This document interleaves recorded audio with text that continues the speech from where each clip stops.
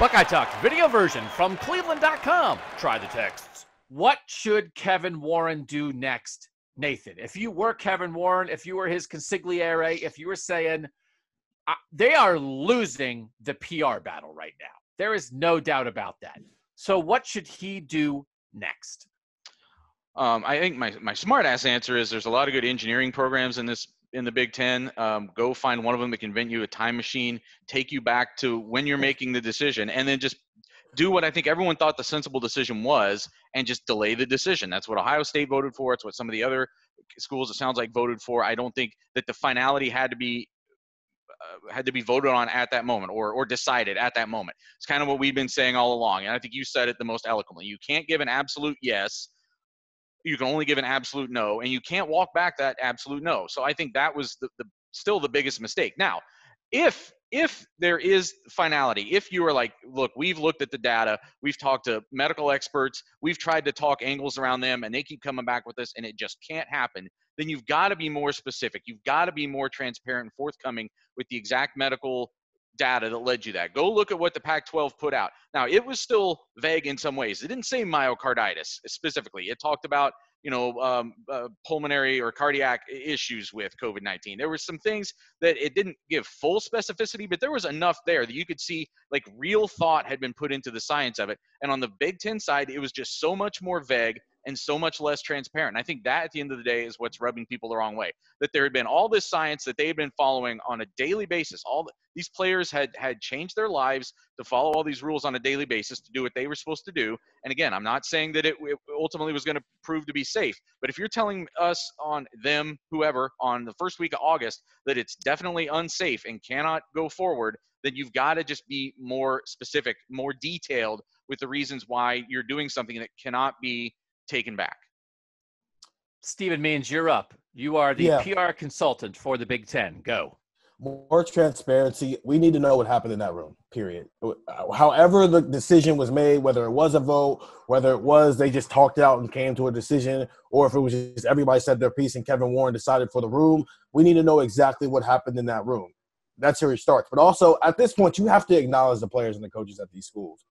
Even if it's as simple as, I understand you're upset, but this is the decision we came to.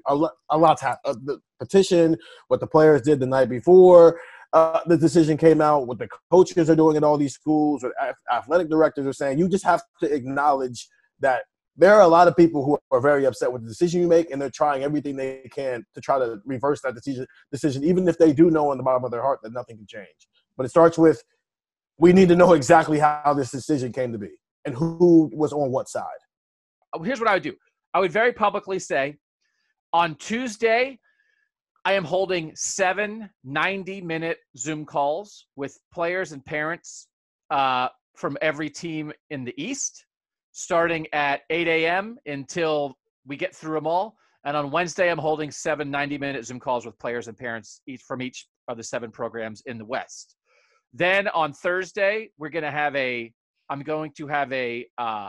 live stream where it'll be on the Big Ten Network, but it'll be a Zoom call where reporters from around the Big Ten Network can ask questions. And we're also going to have medical experts come on and explain exactly what our thinking was. And then on Friday, I would come back with a final speech where he offers mea culpas about the handling of this, and where he very much makes the point that this is difficult, but their priorities are the safety and health of the players that they are responsible for, and that they know people aren't happy and they know they screwed it up, but they will do better going forward.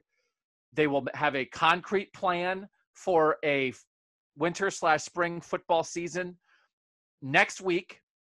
They will put every bit of energy into making that as safe and as real as possible. They will learn from these mistakes, and I would own that every day. I would own every day of the next 4 days that the media couldn't write about anything other than, here's what the Big Ten did today. Here's what the Big Ten did today. Here's what the Big Ten did today. Because when you listen to Monica Johnson and G. Scott, they don't want to be pandered to. They just want someone to talk to them. And I want to write about this. I didn't get a chance to finish it for Monday, but what I really want to write from G and Monica, and just my observation of things, is the idea that people feel like their sons did everything right and they still don't get to play, and that's not fair. And I get that feeling. But there's a lot about COVID-19 that's not fair, but you need someone to tell those people, yes, your sons, Monica Johnson said she's taken 3 COVID tests to go visit Paris. Your sons have done everything right. Your families have done everything right. Your coaches have done everything right.